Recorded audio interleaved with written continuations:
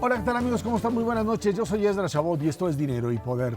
El pasado viernes inició el segundo periodo ordinario de sesiones de la actual legislatura. De acuerdo con el reporte de Integralia Consultores, los temas que predominan son Guardia Nacional, reformas para la revocación de mandato, consulta popular, eliminación de fuero, la austeridad republicana y reformas laboral y educativa. Nos acompaña aquí en el estudio de Dinero y Poder Luis Carlos Ugalde, director general de Integralia Consultores. Luis Carlos, gracias por estar aquí con nosotros. Gracias, Ezra. Cervera, Macario Esquetino, buenas noches. Buenas noches. Un montón de temas. El problema es si esto está jerarquizado, si van por un lado o la enorme cantidad de temas que van lanzando todos los días y que el propio presidente plantea todos los días, los obliga a entrar en un círculo demasiado rápido para poder procesar todo esto, ¿no? Yo creo que este es un riesgo de la nueva administración, el soltar tantos temas y que desde afuera no se sabe cuál es prioritario y cuál es no. Sabemos que la Guardia Nacional es la prioridad de las prioridades. Sabemos que la reforma laboral lo es no solo para el gobierno, sino en términos comerciales con Estados Unidos. La educativa es una propuesta política, pero después de esos tres temas hay una serie de propuestas que son algunos de Morena, otros son de probablemente de senadores, otros son de diputados y no se sabe exactamente cuáles. Y el otro riesgo es que en ocasiones muchas de estas propuestas no están sustentadas en diagnósticos ni en análisis de factibilidad presupuestaria o jurídica o política.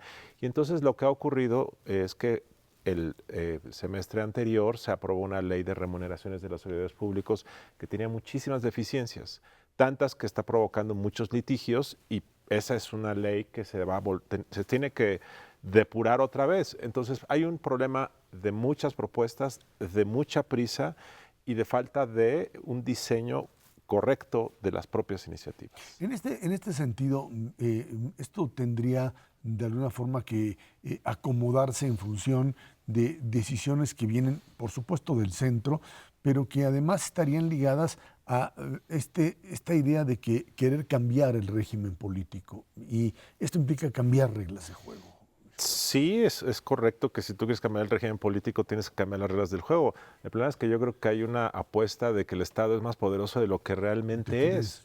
Y yo creo que el presidente de la República piensa que con decir algo se puede transformar en una ley y en una ejecución burocrática y yo creo que es un poco romántico pensar eso. Yo creo que no se ha dado cuenta de que nuestro Estado, nuestro gobierno, nuestra capacidad ejecutoria burocrática es muy escueta, es muy limitada por falta de dinero, por falta de capacidades, porque nuestro Estado ha venido siendo carcomido en los últimos 30 años por grupos clientelares, por el crimen organizado, por una serie de factores. Entonces, yo creo que un riesgo que puede enfrentar la administración y el Congreso en los próximos 18 meses es de repente ver que todo el deseo de cambio se te va a quedar atascado. Claro. Y esto no es nuevo, esto le ha pasado a todos los gobiernos, pero si un gobierno quiere hacer un cambio verdadero, basta con que escogiera un tema. Por ejemplo, el tema de seguridad. Si esta administración realmente bajara los índices de inseguridad a la mitad o a la tercera parte, ya eso es obra de una administración. Claro. O quiere mejorar, por ejemplo, la administración y universalizar los servicios de salud. Bueno, eso es un cambio en serio, pero aquí quieren abrir muchos frentes y yo creo que eso es un riesgo. Parece adicionalmente que hay una dificultad en estas correas de transmisión que el presidente no tiene, cuando muchas de sus propuestas son tan profundas que requieren cambios constitucionales y a pesar de que tiene casi la mayoría constitucional, ese casi no le está funcionando, es decir, no ha podido realmente cuajar los 334 diputados y los 94 senadores que necesita, le falta tantito y con eso pues no puede llevar a cabo las propuestas como a él le gustaría. Del otro lado de la mesa, el PRI, el PAN, Movimiento Ciudadano, el PRD, que son chiquitos todos, sumados son más del 33% y ninguno de ellos en realidad pues le apuesta a esta transformación profunda que el presidente sí quiere. ¿Tú percibes que hay alguna posibilidad de que realmente pudiera construir una mayoría constitucional estable en alguna de estas ideas que tiene? Es difícil, o sea, sí porque tiene el poder político y yo creo que el presidente en sus 2 o 3 temas sí puede ser capaz de lograr que negociar, cooptar o captar el voto de 12, 13 legisladores que son suficientes.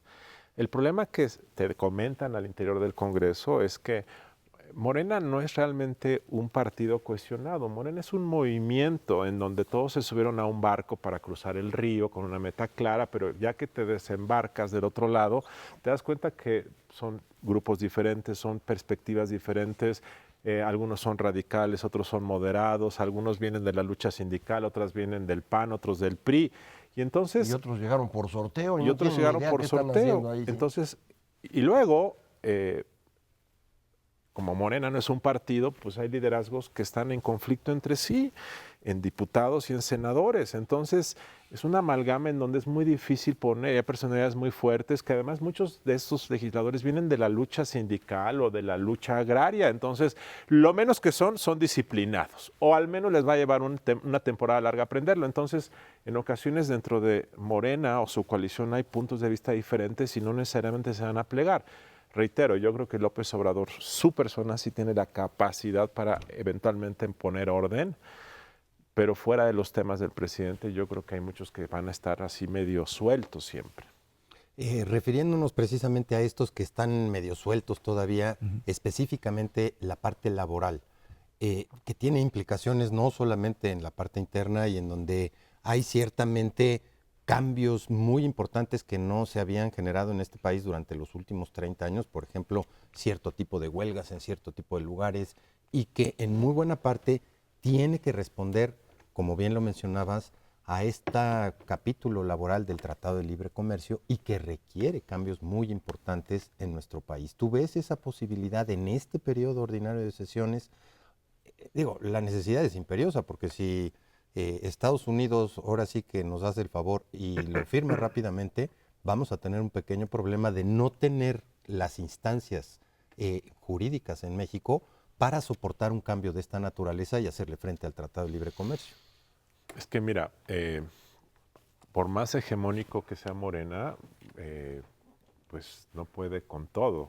Y está el tema de Guardia Nacional, que va a ser uno de los primeros temas que va a dejar muchas raspaduras, incluso entre Morena, porque Morena internamente hay muchos integrantes que saben que eso es antagónico a lo que ellos habían dicho por años. Luego el tema de la reforma educativa, va a haber foros, pero pues está complicado, y más complicado porque López Obrador quiere abrogar una reforma educativa para darle gusto al sindicato disidente, y el sindicato disidente ya está acusando a López Obrador de que su propuesta es neoliberal. Entonces imagínate que López Obrador está desmontando una cosa y quienes son los beneficiarios le dicen no, es neoliberal. Entonces ahí puede empezar a haber un desgaste. Cuando llegue el tema laboral, a lo mejor está muy complicada la cosa y a lo mejor... Tú lo verías hasta el siguiente. Pues probablemente. Hasta mejor, pues, que se pospusiera esa discusión y concentrarse en esos dos fundamentales. Pues yo creo que sí, más lo laboral. Digo, en el tema de seguridad hemos tenido una discusión de 15 años. ¿Sí? El tema laboral no ha sido una discusión muy profunda. No sabemos qué significa, y además hay mucho temor de que el activismo... O sea, yo pensaba que la legitimidad de López Obrador iba a ayudar a apaciguar las tensiones sociales que se habían gestado en los últimos 20 años. Y tengo la impresión de que muchos de sus aliados, en lugar de decir ya llegamos al poder o este presidente nos va a cumplir nuestras expectativas, muchos están activando, y a lo mejor eso nos lleva a una dinámica que no conocemos. Entonces yo sí creo que la reforma laboral merece más discusión. Al respecto, en la educativa, por ejemplo, ya hay una propuesta contraria a la de López Obrador, que trae el respaldo pues, de todos los partidos de oposición, PRI, PAN, PRD y Movimiento Ciudadano, que respaldan la idea que está proponiendo la red, como se han dado en llamar este grupo de académicos, y es una propuesta distinta a la que trae el señor López Obrador. Suponiendo que las cosas fueran como están, pues ya no tiene mayoría constitucional y no va a poder sacar el tercero en las condiciones que querría. Del otro lado, como dices, lo acusan de neoliberal. pues este tipo de discusiones lo pueden llevar por un rato bastante más largo de lo que él pensaba. Él se burlaba mucho del Pacto por México, pero ahorita pues yo creo que quisiera un pacto de ese tipo para juntar votos, ¿no? O lo puede llevar necesariamente a entrar en una dinámica de negociación con las partes, cosa que hasta ahora parecería que pues, no era necesario por la mayoría que tenía, como un acto de pragmatismo político, ¿no? Sí, claro, por supuesto, y eso me parece muy saludable. Y entonces puede decirle a sus aliados de la coordinadora de trabajadores, pues si te radicalizas hasta ahí, la dejamos así, no sé. Habrá que verlo, pero el hecho es que el gran problema de esto es que en la falta de coordinación, ustedes recordarán que hace 2 o 3 semanas los diputados de Morena hicieron un gran esfuerzo para pasar la reforma de la Guardia Nacional, Sí. y a las pocas horas López Obrador los estaba regañando. ¿Qué ocurrió ahí? No hay coordinación. A mí me han dicho, gente que conoce bien a López Obrador, que a él lo del Congreso no le importa, salvo que lo ve como un trámite administrativo. Y probablemente eso haga que pues no haya una coordinación cotidiana planeada, y el propio López Obrador no es un planeador, él hace gobierno desde sus conferencias mañaneras. Yo supongo que en ocasiones se le ocurre algo y lo dice y luego se tiene que ejecutar. Bueno, esto se está notando en la relación con el Congreso. Y si además los miembros del gabinete, entre ellos, tienen posiciones diferentes, como es el caso, digo, estamos viviendo claramente lo que es inevitable de un movimiento social que llega al poder, y que no tiene claridad del rumbo o no tiene claridad de cómo obtener sus prioridades. Ahora, Luis Carlos, tú puedes parar o echar para adelante una reforma constitucional, por ejemplo, la reforma energética, y no necesariamente ir al Congreso para modificarla o cambiarla, y desde medidas muy operativas literalmente detenerla. Tú puedes parar las licitaciones eléctricas, o puedes hacer otro tipo de circunstancias. Si no es la vía del Congreso, veremos pues cómo empiezan a florecer todo este tipo de medidas específicas. Bueno, en materia energética, tú conoces mejor el sector, pero ahí en los hechos ya se está deteniendo el ritmo que traiga la reforma energética. En materia de seguridad, en los hechos ya se está empezando a implementar la Guardia Nacional, porque ya se anunciaron 17 zonas prioritarias en donde el ejército va a estar ya presente como en este momento.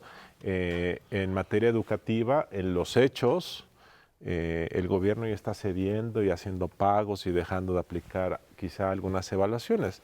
Pero a la larga no puedes sostener eso. A la larga, si no cambias la Constitución, pues es insostenible ese asunto. De hecho, este es parte del problema con varias de las decisiones que han tomado y que están siendo recurridas jurídicamente, y pues sí tienes una avalancha de pleitos que van a ir obstaculizando el funcionamiento diario del gobierno. Entonces, si suma uno estos reclamos que se siguen vía jurídica y las dificultades que tienen de operar desde las secretarías, porque pues no traían práctica, no conocen, cambiaron mucha gente, pues podríamos tener un gobierno más paralizado del que habíamos estado acostumbrados a ver, ¿no? Sin duda, yo creo que ese es uno de los riesgos de desempeño del gobierno, el eventualmente ir sembrando tantas islas de nudos gordianos en donde no ocurren cosas porque la ley está incompleta o porque está en litigio o porque no hay gente que sepa qué decidir, que de repente esto te empiezan a estallar en pequeñas burbujas y eso hace que el gobierno empiece a funcionar lentamente. Yo creo que no hemos visto eso, pero en algunas decisiones simbólicas, como comprar pipas sin haber leído la norma oficial mexicana, son cosas de detalle que a la larga te llevan a dos casos: o te paralizas o simplemente violas la norma o cambias la norma ex post para que se acople a tu decisión administrativa.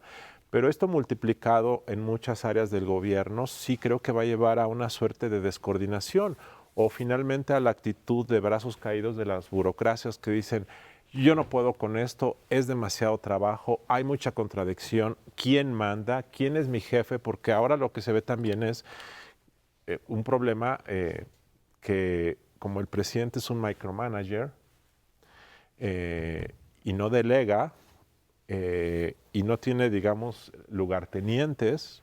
Peña Nieto tenía 2 lugartenientes, al menos en la primera mitad, que era el secretario de Hacienda y Estado de Gobernación.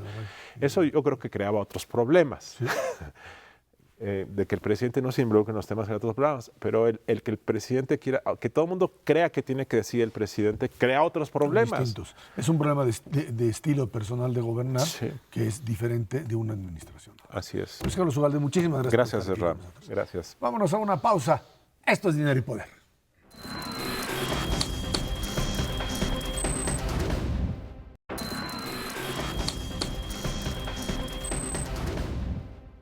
El gobierno de México presentó el Plan Nacional contra la Desaparición Forzada de Personas. A través de 11 acciones, el plan busca avanzar en la instrumentación de la Ley General en materia de desaparición forzada de personas, desaparición cometida por particulares y crear el Sistema Nacional de Búsqueda. Esta problemática alcanza 40,000 víctimas y 26,000 cuerpos sin identificar, un tema pues sumamente grave a nivel nacional, que ha sido en ocasiones atribuido directamente a autoridades estatales.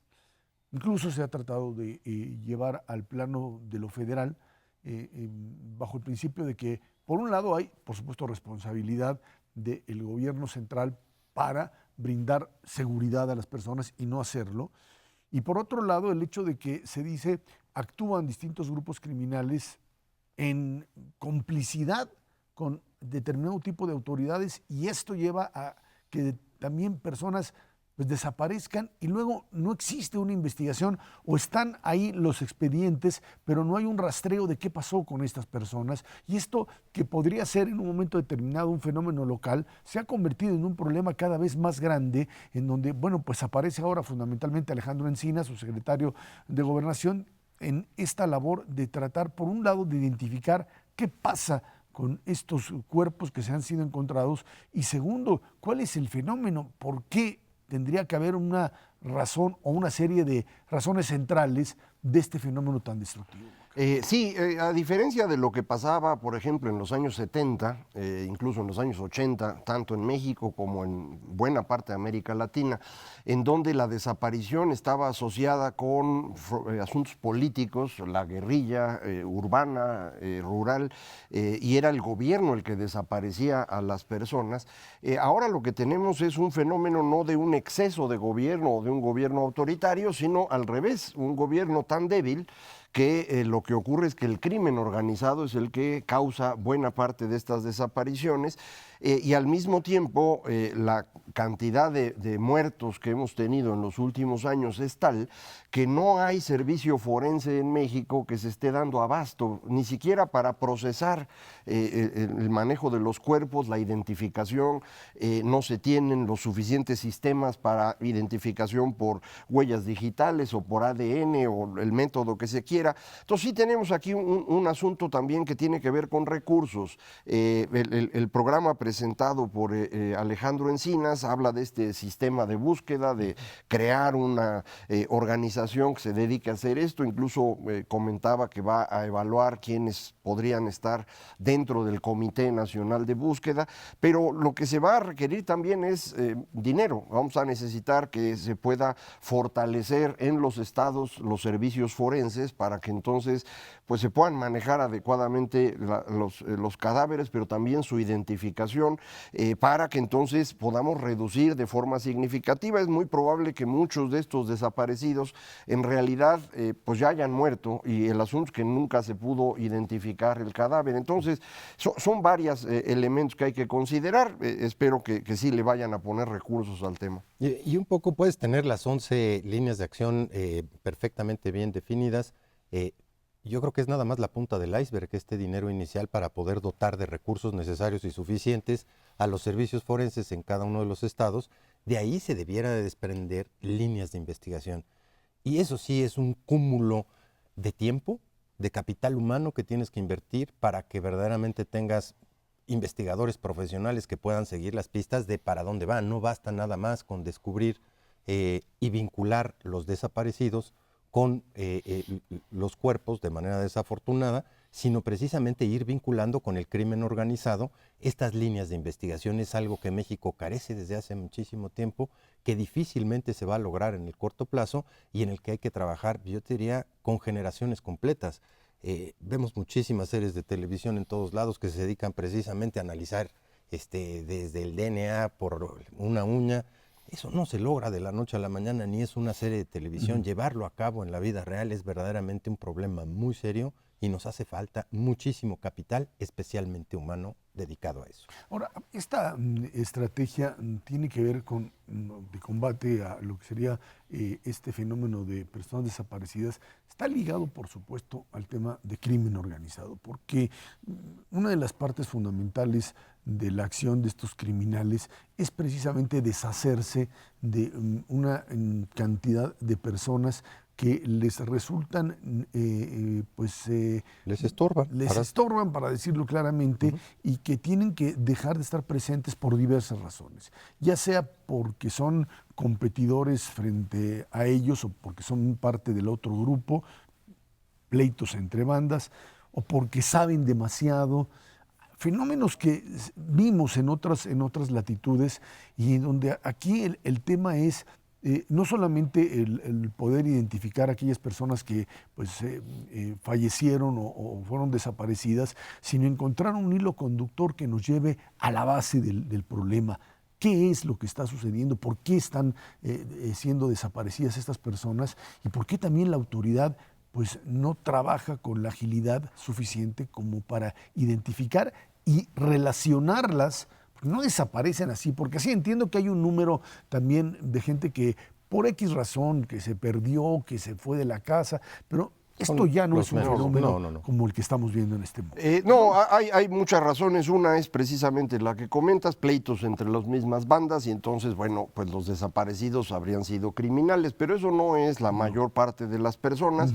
Hay también trata de personas, hay que recordar, es decir, hay secuestro de personas para poderlas vender en alguna parte, hay esclavitud, es decir, trabajos forzados de personas que son captadas por el crimen organizado y los tienen trabajando para ellos de manera ajena a su voluntad y los familiares no saben dónde están. Tenemos el problema también en México que no hay un sistema de identificación nacional que funcione. Usamos la credencial del Instituto Nacional Electoral, pero nunca se ha hecho realmente un sistema de información con los datos de las personas, de forma que esto también dificulta mucho el rastreo de individuos que desaparecen. Entonces, son muchas cuestiones involucradas. En principio, la idea de tener este sistema de búsqueda puede ser importante, pero como bien dicen ustedes dos, esto es nada más una parte del proceso que tiene que irse convirtiendo en algo estructural que impida que esto siga ocurriendo. No es nada más encontrar las personas, es cómo le haces para que esto no continúe. Y desde luego, esta parte de crear nuevos organismos, uno ahora específicamente para vincular a las personas desaparecidas con los cuerpos existentes, pues simplemente habla de esta falta de coordinación interinstitucional. Mientras no tengamos verdaderamente un cuerpo policíaco en este país que pueda, ahora sí que cachar infraganti, un cuerpo como el Ministerio Público que verdaderamente haga investigación en México, en todos los niveles, federal, estatal, municipal, y que estén interconectados entre sí, y un tercer cuerpo, que es toda la parte judicial en el país, pues simplemente vamos a seguir con este rezago de toda la vida. Y vuelvo a repetir, puede sonar a cantaleta, pero transformar esas tres instituciones no lleva poco tiempo, y desde luego en un contexto en donde las bandas criminales llevan mucho tiempo organizándose precisamente para no caer, para aprovechar esta trampa de falta de coordinación interinstitucional y poder hacer las cosas en la que no los desmantelen de la noche a la mañana. Sí, a mí me parece que esto debería incorporarse muy claramente en esta Estrategia Nacional de Seguridad, en donde a mí me sigue pareciendo que todavía no está claro qué se quiere hacer. Por un lado está el tema del robo de combustible, por otro lado se ha estado hablando de una estrategia para manejar con los grupos criminales. De hecho, se publicó un documento de Estrategia Nacional de Seguridad que algún experto decía, esto parece haber sido hecho por dos grupos distintos. Un grupo ideológico que dice dice pues todo es culpa del neoliberalismo y la corrupción, y otro grupo de Técnico. especialistas en donde dice pues sí traen cosas muy interesantes aquí. Entonces pues sí hay de dónde partir, sí se podría ir construyendo esto, pero sí es muy importante que pues se vayan involucrando personas calificadas en este tema, expertos que en México hace 10 años no existían, pero hoy sí. Es que, Mario, aquí la prioridad parece ser que la apuesta del gobierno es por una disminución de la violencia. O sea, independientemente de si, como dijo el presidente, esto ya es el fin de la guerra, ya no se va a combatir directamente y empieza la discusión de que si se puede o no se puede, lo cierto es que aquí estaríamos pensando que de lo que se trata es de buscar cuál es la estrategia más adecuada para disminuir el número de eventos violentos en el país y convertir la lucha contra la criminalidad más en un mecanismo de acción de cuerpos de inteligencia que puedan llegar eventualmente a desmontar parte de la estructura criminal. Y es algo que se apostó en otras épocas cuando se decía, es que hay que irse sobre el dinero, otra vez, unidades de inteligencia financiera, cómo recortarles, cómo secarlos, cómo hacer que dejen de obtener el recurso y de esta manera cerrarlos. Esa es una parte. Y la otra es que, pues, tenemos un serio problema en el tema de Estado de Derecho, tenemos un serio problema en impartición de justicia y en impunidad. Entonces, pues sí, pero si no combinamos las dos, este asunto no puede funcionar y bueno, pues veremos en el corto plazo si hay alguna alternativa a esto, ¿no? Yo creo que por ahí va. Se ve difícil bajo las circunstancias actuales, no imposible, desde luego, pero efectivamente estos cuerpos de investigación se han venido formando poco a poco. Antes no teníamos a nadie, hoy sí lo tenemos, pero el problema es que tienes que ir un poquito más a prisa que ellos. Sí. Pueden ser hoy el huachicoleo, a lo mejor mañana es el contrabando de carbón, si es que resulta ser una actividad interesante ahora para la generación de electricidad, o al rato el mineral de hierro.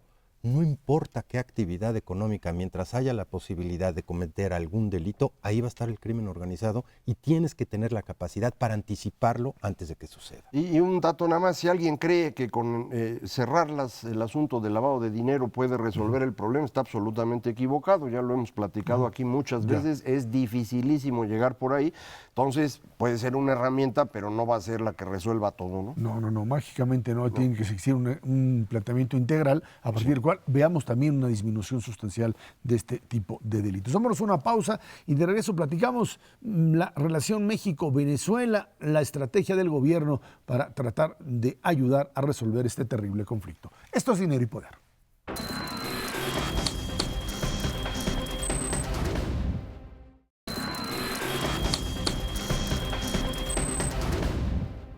Este jueves en Uruguay los gobiernos de esa nación y nuestro país, México, encabezaron la iniciativa de diálogo para Venezuela con la intención de destrabar la crisis política en ese país. El canciller mexicano Marcelo Ebrard ha reiterado la postura del gobierno mexicano de no tomar partido y coadyuvar para terminar con la crisis. En la iniciativa participan la Unión Europea, Francia, Alemania, Italia, Holanda, Portugal, España, Suecia y el Reino Unido, así como Bolivia, Costa Rica y Ecuador. México y Uruguay, junto con los países miembros de la Comunidad del Caribe, presentaron este mecanismo de Montevideo que contempla 4 fases: diálogo, negociación, construcción de acuerdos y la instrumentación de los compromisos. Distintas estrategias por parte de distintos actores.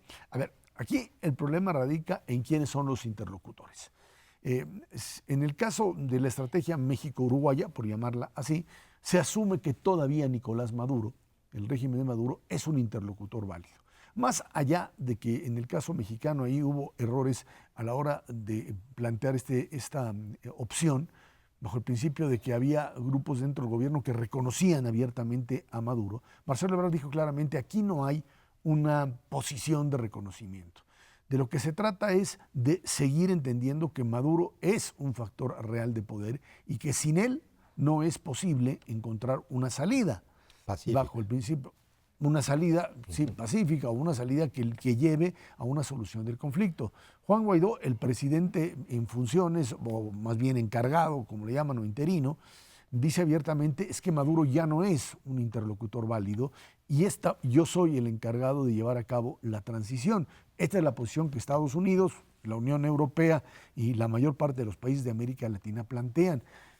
Y aquí hay dos opciones, o sea, se negocia todavía con Maduro la posibilidad de un proyecto o de un proceso electoral que sea válido, supervisado, etcétera, cosa que hoy Maduro todavía no acepta, acepta elecciones parlamentarias, o simplemente se impone un proceso electoral sin que Maduro acepte, lo que se ve también mucho más complicado, o se llega al extremo de lo que es la amenaza de Trump, que es la posibilidad de una invasión y de imponer condiciones que serían verdaderamente aberrantes para esto. Está el factor China, por supuesto, en esta ecuación que no hay que descuidar, en donde Estados Unidos, en el enfrentamiento con China, tiene a Venezuela como parte de esta lógica, en donde sabe muy bien que China y Venezuela pues tienen una relación muy fuerte, y que en este choque entre Estados Unidos y China, Venezuela juega una parte fundamental que los Estados Unidos no están dispuestos a aceptar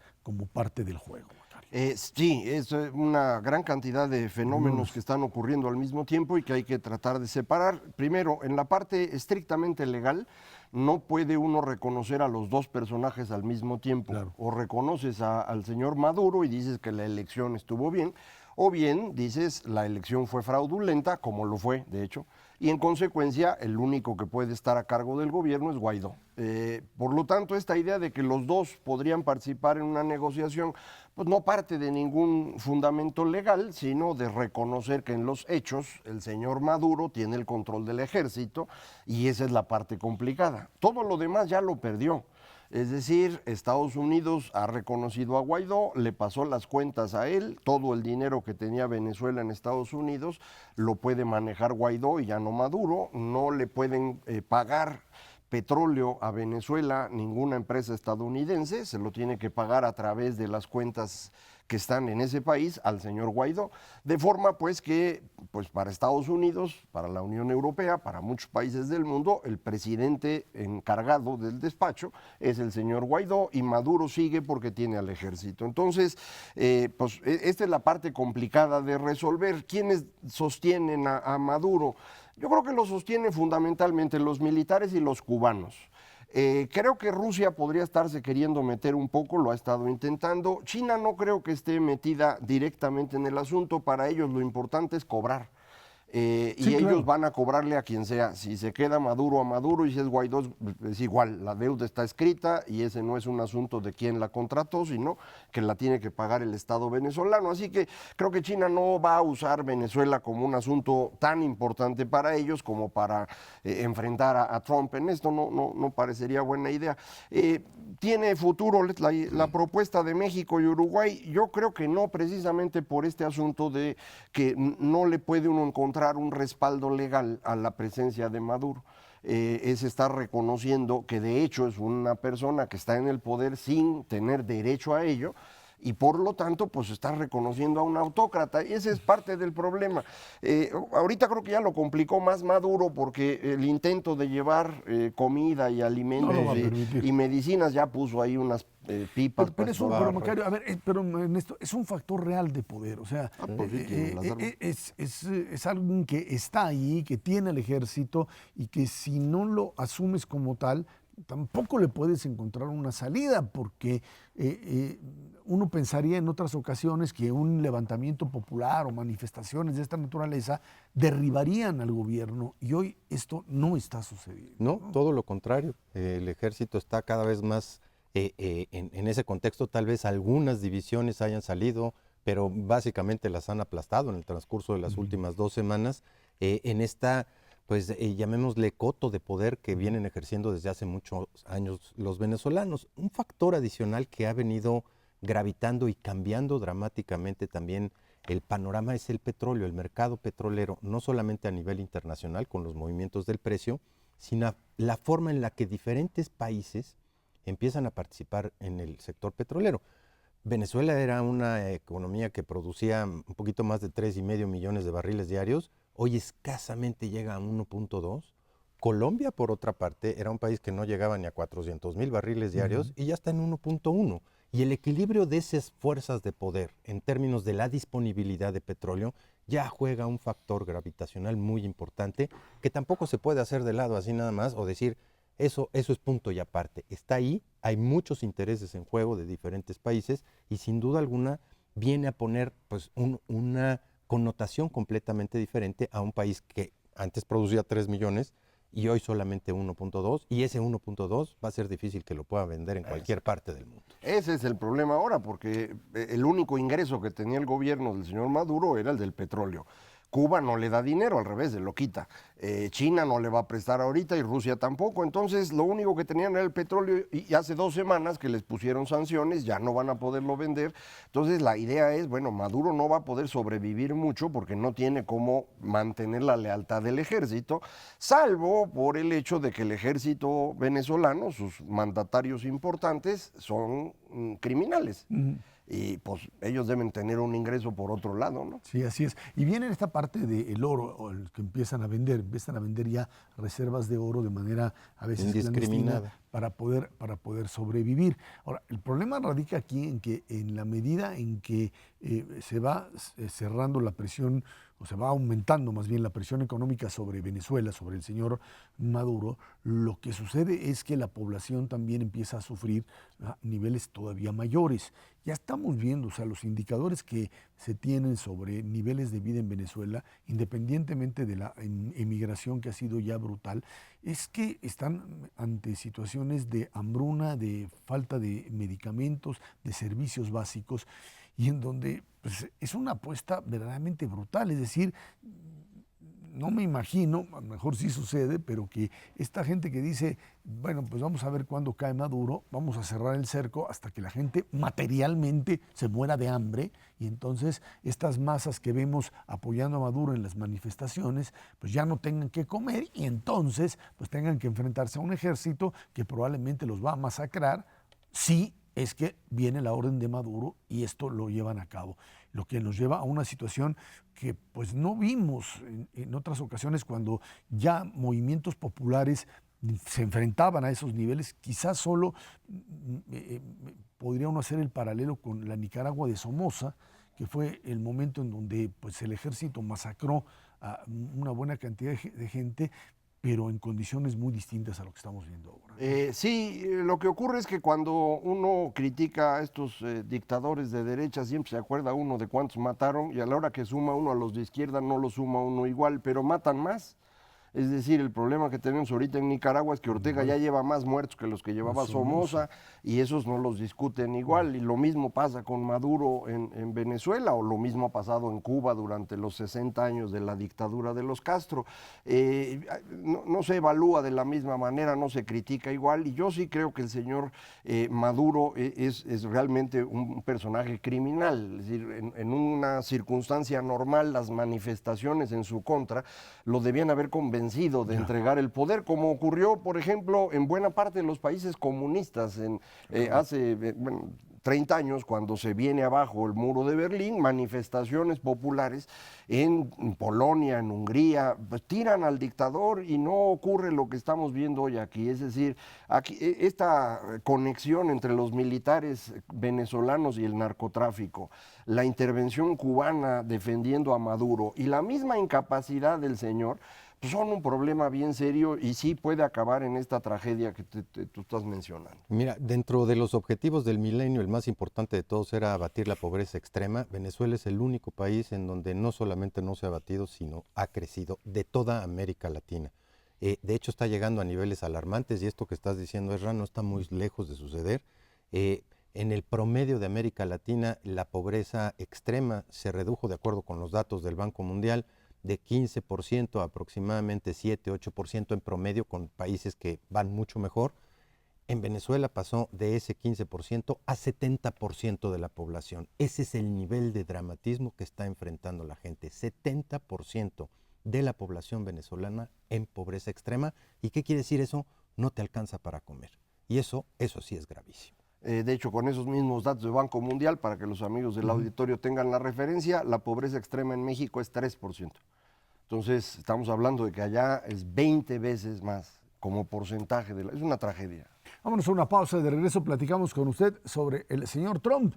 Da su mensaje a la nación allá en el Congreso en un acto de victoria política, le llama a él, y de confrontación directa con los demócratas.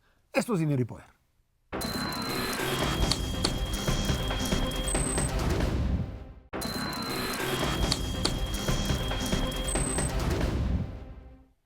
En su segundo discurso sobre el Estado de la Unión, el presidente de Estados Unidos, el señor Trump, hizo un llamado a la unidad para enfrentar principalmente el tema fronterizo. Exhortó al Congreso a dejar atrás el conflicto entre republicanos y demócratas y aprobar ya, en 10 días, un acuerdo presupuestario que por supuesto incluya la construcción de su mugre muro, ya que dijo, México es un Estado sin ley y la seguridad es prioridad para su administración. Por otro lado, Trump dijo que en apenas 2 años de su administración logró un boom económico sin precedentes con la creación de más de 5 millones de trabajos nuevos, sumado a 600,000 nuevos trabajos en la industria. Sobre el tema de la injerencia rusa en la investigación del fiscal Mueller, Trump dijo que se está produciendo un milagro económico en el país y lo único que puede detenerlo son las guerras tontas, la política o las ridículas investigaciones partidarias. Un discurso que a mí me pareció que otra vez era discurso de campaña, lo leyó así del texto, en donde por un lado empieza diciendo vamos a la unidad y inmediatamente después empieza a disparar a diestra y siniestra. Nancy Pelosi, de veras, no se mide la señora, llega un momento donde se para y de plano en su cara le empieza a aplaudir así en un acto de sarcasmo que él ya no sabía bien a bien qué hacer, como diciendo, ¿qué quieres? ¿Quieres que te aplaudamos? Te aplaudimos. Y ya con eso se resuelve. Datos que no concuerdan con la realidad en muchos casos. Él hablaba en la mayor parte, Él hablaba, 2 que me vienen a la mente en este momento, el tema del Paso, él decía que en El Paso, Texas, la ciudad era muy segura, gracias al muro. Los señores de CNN decían, a ver un momentito, aquí está la gráfica. En el momento en que se creó el muro, 2006, ya tenías una tendencia a la baja en la criminalidad, que de hecho repunta después del 2006, o sea, un poquito, no mucho, pero no tiene nada que ver con el muro. Ese es un elemento. El segundo, otra vez, y desgraciadamente esto lo ha logrado interiorizar en la mente de muchos norteamericanos, los migrantes legales o ilegales son criminales. Y otra vez viene el dato, los inmigrantes legales o ilegales se cuidan más de cumplir la ley que los propios norteamericanos. Y un tercer elemento que me parece aquí fundamental.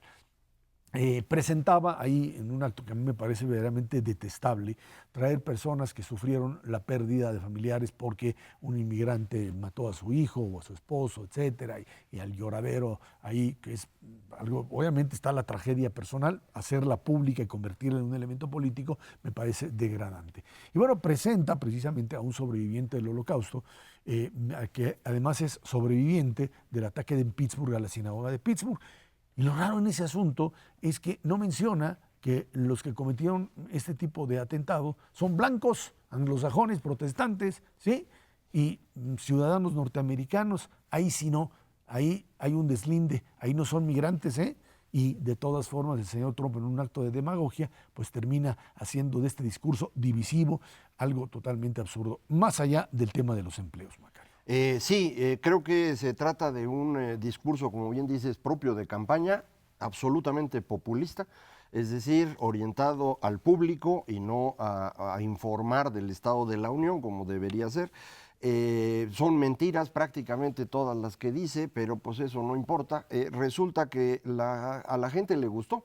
Es decir, a la hora que evalúan, sí, claro, la población le gustó y al mismo tiempo todos los que analizaron el discurso, incluyendo republicanos, decían esto es de lo peor que ha dicho el señor Trump en todo su gobierno.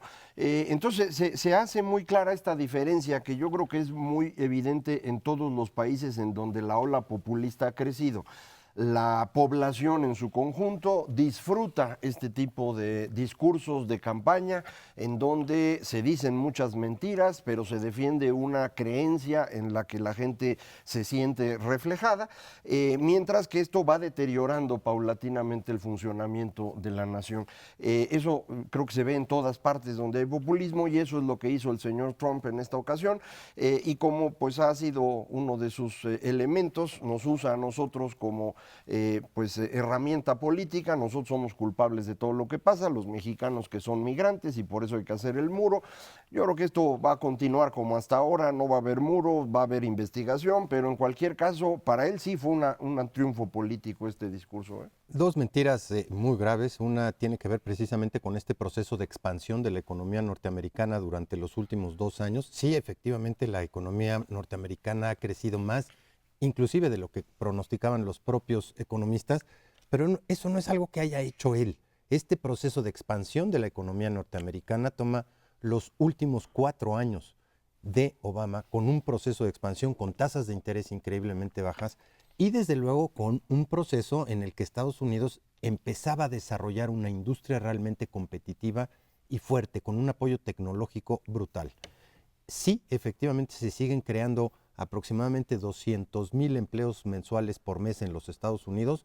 Muchos de ellos no tienen que ver tanto con la industria ni con la parte tecnológica. Cuando uno dice, híjole, veamos cuántos son 200,000 respecto del total o respecto, si nos comparamos, que se compare, por ejemplo, con cuántos empleos tecnológicos se han creado en Toronto, su vecino del norte, y cuál es el éxodo de empleos que ha habido de Silicon Valley precisamente a un país más amigable como lo es Canadá, que le permite generación y desarrollo mucho más allá de las restricciones específicas que se han metido en Estados Unidos en la parte económica, en deterioro de este proceso de crecimiento de la economía estadounidense, en contra del libre comercio y en contra del libre flujo de recursos humanos, y que les va a costar muchísimo. Las pocas cosas que ha hecho en materia económica para los Estados Unidos le van a costar muy caro a las familias norteamericanas, con mayores aranceles y desde luego con éxodo de empleos, sobre todo a Canadá. Y sobre esto mismo, creo que es importante, parte de ese crecimiento del último año fue su reducción de impuestos, que se refleja en mayores ganancias de las empresas, y por eso una bolsa de valores que le ha ido razonablemente bien, no muy bien al final del año, pero había estado creciendo. Pero esta reducción de impuestos fue hecha de tal manera que le está costando a la clase media.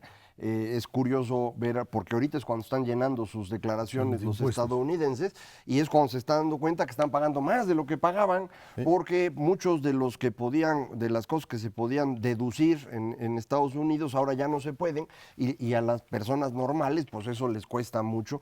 Eso sí le puede resultar un efecto muy negativo en su popularidad, de por sí baja, porque precisamente les está costando a las familias. Entonces, como bien dice Ernesto, esto le cuesta a las familias por aranceles a las importaciones, porque van a pagar más impuestos las personas de clase media, y porque a final de cuentas va a haber un mayor déficit en el gobierno estadounidense. Entonces va a perder por todos lados, pero pues así son estas cosas. El otro tema que creo que es importante es cómo trata de desacreditar la investigación en su contra. Esto es importante.